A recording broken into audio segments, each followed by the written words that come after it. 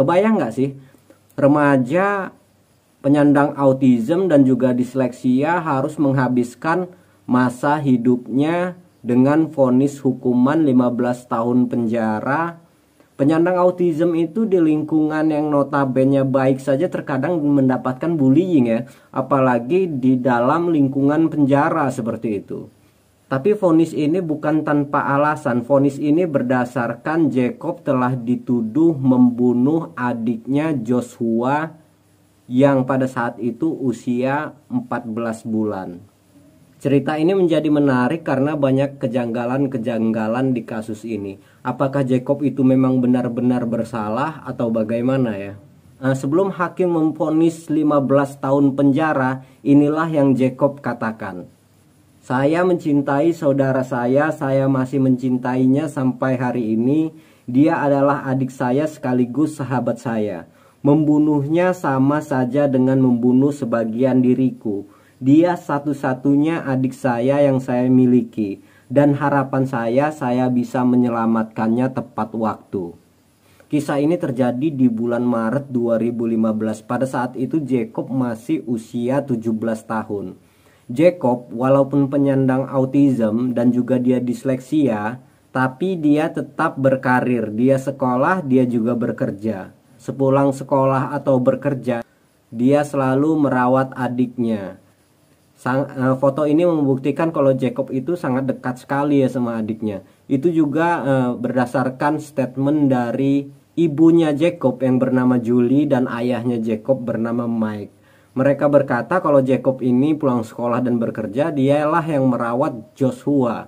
Dialah baby sisternya. Tetangga pun bilang seperti itu. Jadi Jacob dan ibunya yang bernama Julie, ayahnya bernama Mike, dan Joshua adik angkatnya itu tinggal di sebuah trailer. Meskipun mereka tidak terlihat kaya, tapi nampaknya mereka bahagia. Dan semuanya berubah menjadi bencana pada tanggal 5 Maret. Julie dan Mike izin keluar sementara Jacob di rumah untuk menjaga Joshua. Tanggal 6-nya rumah mereka terbakar habis. Jacob berhasil keluar sementara Joshua adiknya karena masih 14 bulan dia tidak bisa menyelamatkan diri dan meninggal pada saat kejadian itu.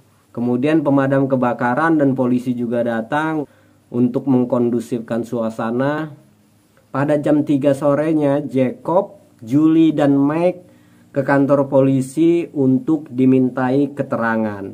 Julie dan Mike dimintai keterangan berdua, sementara Jacob dimintai keterangan secara terpisah.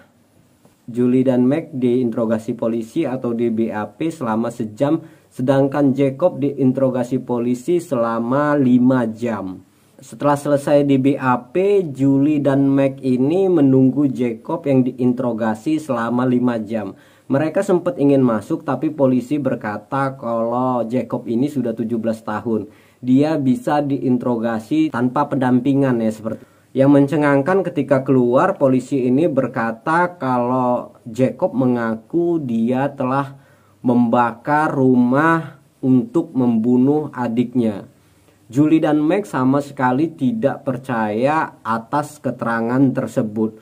Dan polisi itu menunjukkan surat laporan, surat tertulis tulis tangan bahwa Jacob lah yang telah membunuhnya. Laporan itu berdasarkan tulisan tangan Jacob sendiri. Ini membuat Mike dan Julie semakin tidak percaya.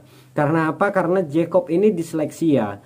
Dia untuk menyusun satu kalimat aja dia kesulitan. Bagaimana mungkin dia itu bisa nyusun satu kertas laporan full dengan ejaan, dengan spelling yang sempurna seperti itu. Ini nggak masuk akal, nonsen, omong kosong menurut mereka seperti itu. Mereka tidak percaya. Mereka tidak percaya kalau Jacob melakukan itu. Sampai sekarang Julie dan Mike juga tetap tidak percaya kalau Jacob merupakan pelakunya. Karena gerak-gerik Jacob di pagi hari itu sama sekali tidak masuk akal kalau Jacob itu merupakan pelakunya. Menurut Julie dan Mike, ketika sampai di depan rumah, Jacob tuh nggak pakai sendal, badannya penuh dengan abu, dia menangis, Pengakuan Jacob kepada Meg dan Julie ketika dia terbangun sudah banyak sekali asap. Dia berlari keluar, minta tolong kepada orang-orang di sekitar untuk memadamkan. Sementara itu dia ingat Joshua masih ada di dalam rumah. Ketika dia berlari untuk menyelamatkan Joshua, tetangga-tetangga menahan dia.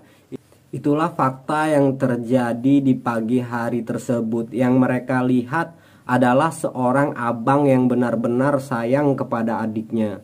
Dan yang paling aneh, di dalam interogasi itu polisi itu tidak memiliki rekaman video, CCTV atau audio sebagai bukti kalau Jacob mengaku.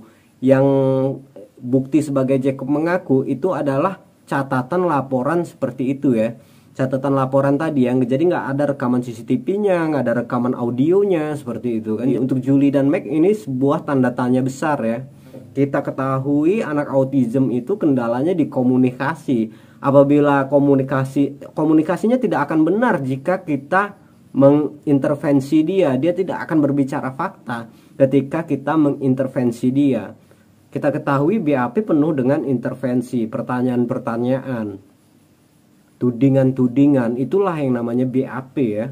Karena polisi menganggap Jacob bersalah, jadi sidangnya itu nggak seperti sidang Jessica ya. Sidangnya itu cuma 2 kali, yang pertama kali untuk denda, yang kedua kali untuk vonis hukuman. Jadi ada denda sekitar 50.000 US dollar, sementara untuk pembunuhan adiknya dia divonis 15 tahun.